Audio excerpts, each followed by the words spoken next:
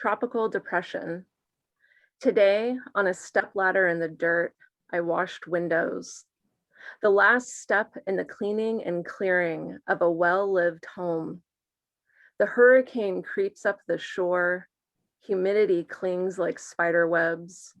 Wasps fall with my rags to the ground. Inside, my mom removes the screens, works the puzzle of these ancient windows. We are nose to nose through glass. We spray and wipe circles in unison, the ashes in a box, the boxes on a truck, the windows gleam, we walk away.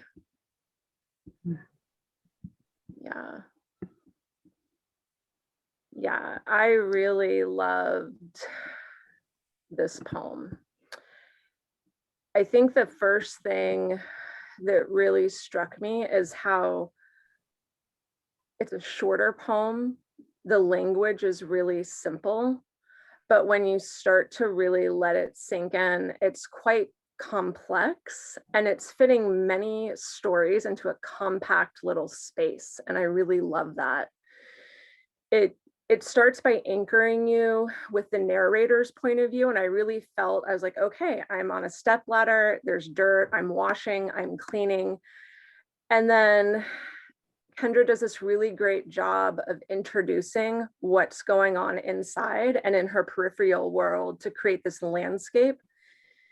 And, you know, there's the introduction of obviously someone has died, it's someone she's close to, and then you see her working with her mother and it becomes clear that there's actually a triangle here and that the missing person is her, I presume, is her father.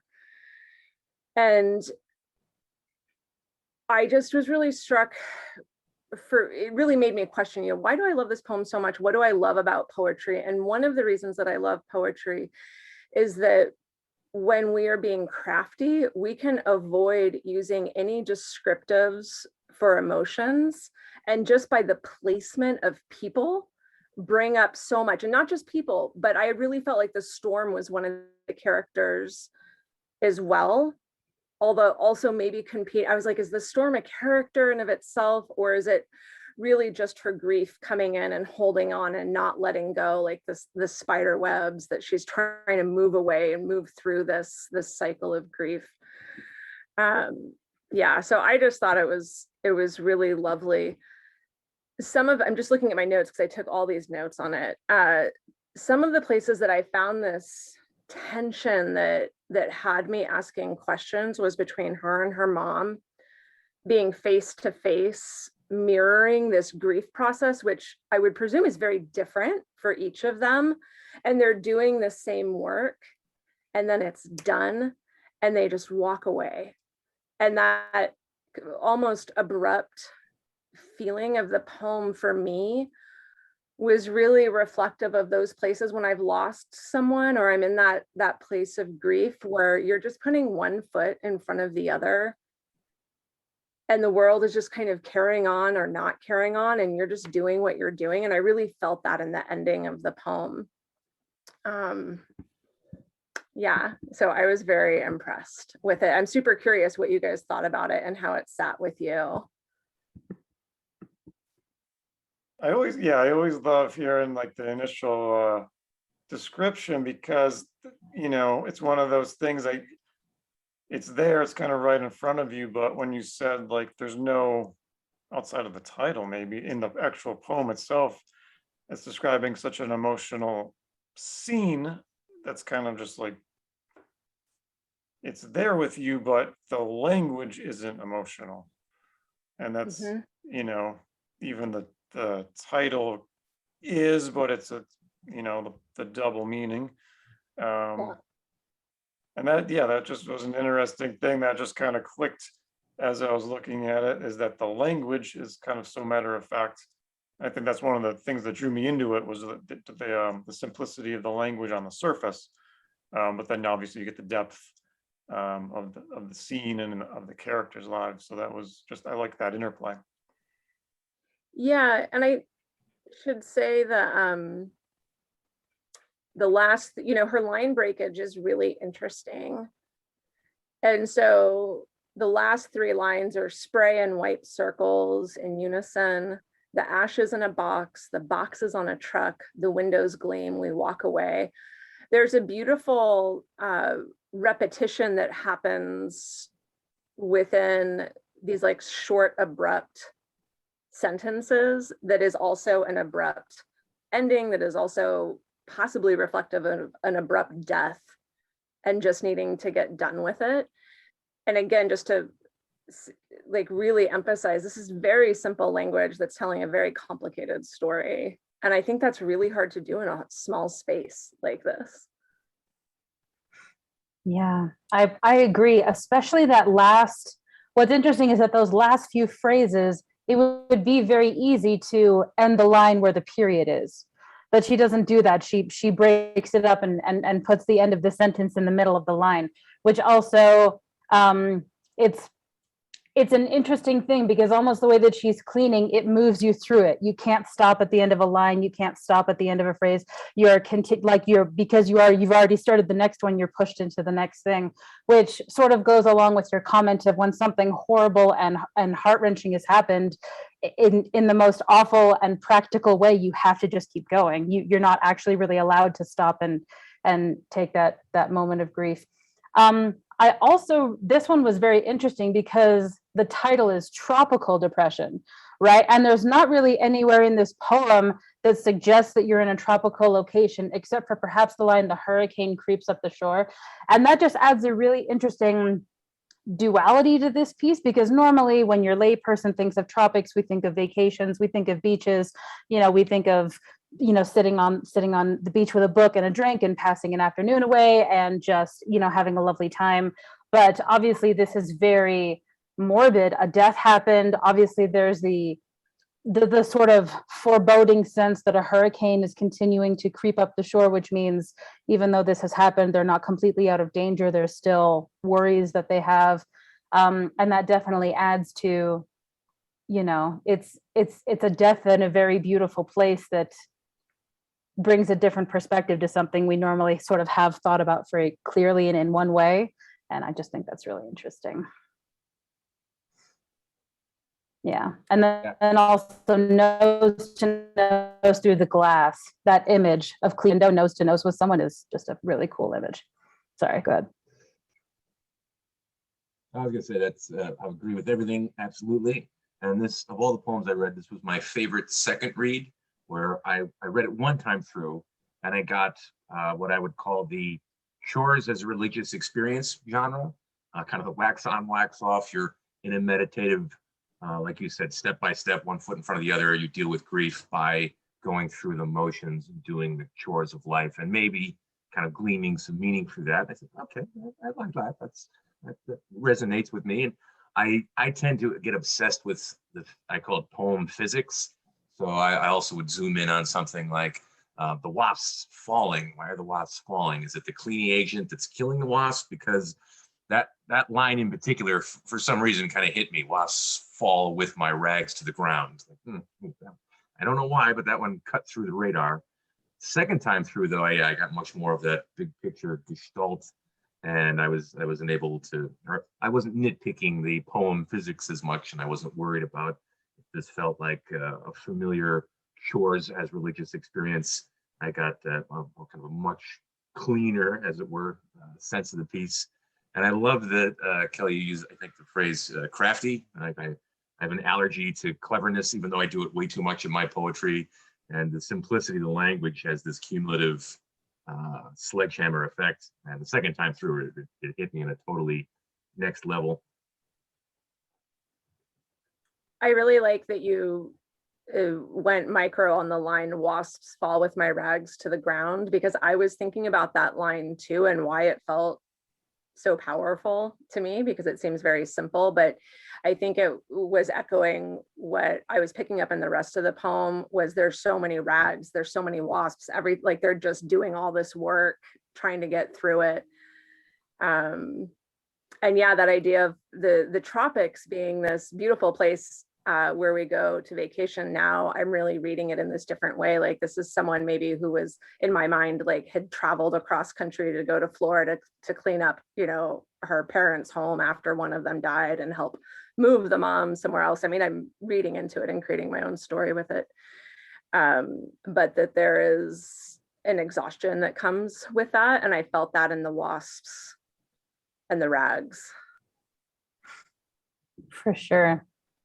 Cleaning out a place like that would be exhausting, especially because it says a well-lived in home, right? Which suggests that this has happened suddenly. It wasn't something that anyone had prepared for. It wasn't something that people had been moving things out already, right? This is coming into a house where someone had been living in just the day before. To me, the wasps also are sort of another like death symbolism, because when I think of wasps, I mean, they're I don't know. I mean, not only are they like scary and stingy bugs, but like they're vivacious, they're full of life, right? That's that bee energy where they're always constantly doing things. And it's a strange image, like Chris was saying, to see wasps just like falling to the ground. That's like obviously a very, I mean, to me, that's just another indicator that like perhaps the person who is now experiencing death is sort of seeing death in all of these little things. And that was another powerful image for me. Yeah, there's a lot there, and it's funny that you centered on that one. It's in the middle of the poem for one thing, but the line right before it was just kind of a curious one, because it kind of like takes a sidestep almost from what you'd expect. So it's humidity clings like spider webs. And then the line wasps fall like with my rags to the ground. So you get the spider webs, but that's not, you know, it's the humidity that's compared to spider webs. But then you'd get the insect reference anyway. So it's just got an interesting little like sidestep, I guess. I don't know. It's just curious. A cleaning reference as well, because I'm imagining her like cleaning off the cobwebs. Yeah, you can't almost help but like have that imagery in your head, like you're cleaning off the spider webs, but. Yeah. But that's, yeah, I just kind of like had to read that line twice myself. And then the puzzle, I mean, that's kind of the word puzzle's used, and I feel like that just kind of ties the whole thing together in terms of the characters and their kind of their task, you know, the larger task, not the task of cleaning the house. That's difficult enough, but the maybe the, you know, the interactions, and then there's the missing piece of the puzzle, you know, that the presumably the father who died, which is not referenced directly, but you know, there's that whole dynamic which not explained, not referenced at all. We don't even know if it's the father for sure, but there's some, you know, just one of those things that leads you to think there's something more going on here, which there, of course, there is. We're left guessing about it, which is, as a reader, kind of what you want. You want a little bit of that experience as a reader, I think. So, yeah, kind of nicely done. Does anybody remember a poem by, I think it's W.S. Merwin, called A Single Autumn? I know. I remember that one. If not, if you're looking for a poem about grief and cleaning out the house, and I think there's a lot of poems like that, but after the parents die and then you're going through all the things and the pictures and the heirlooms, I mean, that's kind of a natural, that's a poem that basically makes itself happen. I just had to move my dad out of his house this year because he can't do stairs. And in my head, I'm like, oh, this is like a dress rehearsal. And it is the definitive poem in that genre. But I think this one's competitive because W.S. Merwin's is lovely. It's luscious, but it's about 3 times as long. And I feel like she gets at least as much done as him, or maybe more, in 1/3 the space. Yeah, and there's a little bit of a, I don't know if it's a playfulness in that poem, the W.S. Merwin one. There's a little bit of a W.S. Merwin has the killer last line. It's like just a sledgehammer final line of, he's looking around, the house is totally different, it's empty, all the memories have been wiped out and scrubbed clean, and he says, I could do anything. And he's like, right. Oh, shit. That sounds like a little optimistic spin, like yeah. There was also some weight as well as the other stuff that was removed and cleaned as the house was gone through and sorted. That's what I wanted to say about this one, was because that reminded me because yeah, that one has that little bit of hopefulness, playfulness, something like that. This one's pretty bleak. Yeah. Actually, and especially the ending.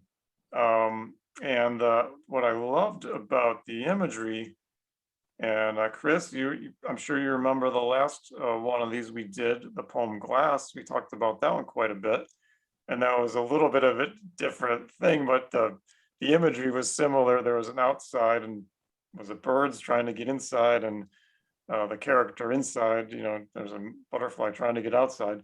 But just the imagery of the glass separating these two spaces, inside and outside, was at play. And then here we are with the mother and the narrator, opposite sides of the glass. So we kind of get that same dualism, like there's just the inside and outside surface level. Obviously, she deliberately avoided the word mirror because it's a mirror, but it's not a mirror. And she, I think, sensed that might have been a little too clever, a little too on the nose. So instead, she says nose to nose. So it's a little stronger, I think, because she doesn't say we were mirroring each other's wiping it down. But I didn't know. And yeah, you get that kind of just the imagery of it. Two people on different sides of the mirror, one inside, one outside. And is this like a separation of existence and not, where maybe I guess you could spin it like it's continuous, so it's a raindrop in the ocean kind of a metaphor.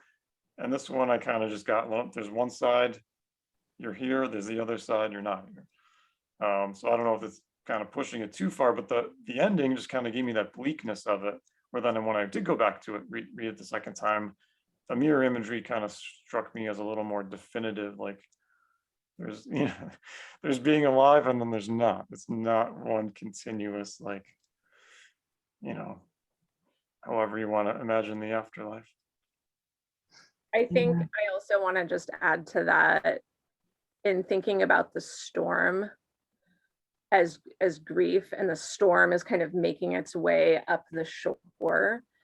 My experience of death is usually I'm in shock for a couple of days, and and that's like when you get all your work done with it, right? You go and you clean up the house, and you make the arrangements, and you're just kind of doing what we have this, very simple, seemingly simple description of, but we know the storm is coming, and the storm is going to last longer and have this much likely more long drawn out recovery period.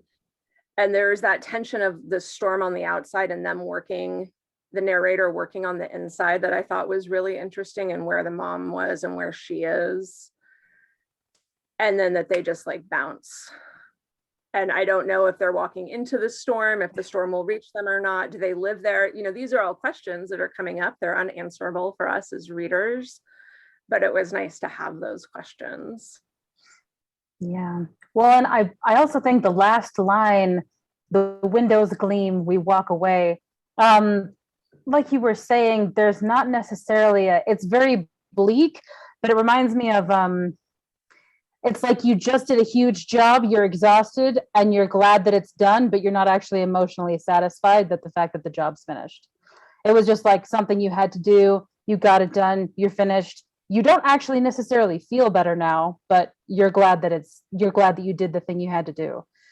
And that's also an interesting, just the bleakness of that's an interesting way to discuss grief as well, because she's not necessarily saying, okay, my heart has now been healed. Now I feel the storm breaking and the sun coming out. I'm feeling, now that I've cleaned the house, that my heart is, had time to drop the grief. None of that. It's just saying like, okay, I did it.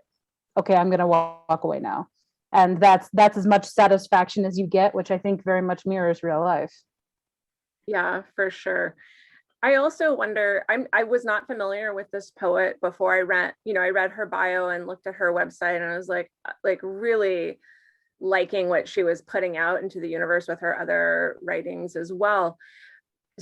But I do not know her work well enough to say if this exists or doesn't exist, but I'm curious if she has more writing on this death, and if we would see it evolve into a more personal narrative, or like start to tell us a little bit more about what's happening in other poems or, other pieces of writing on this. I always think that's interesting. Like if she came back to write this moment in a year versus 5 years, what would we be looking at that time? I really would love to, I mean, and maybe if she's listening, she could shoot me an email, but I would love to know when did she write this? Was it within a month of this event happening? Was it 3 years after, 10?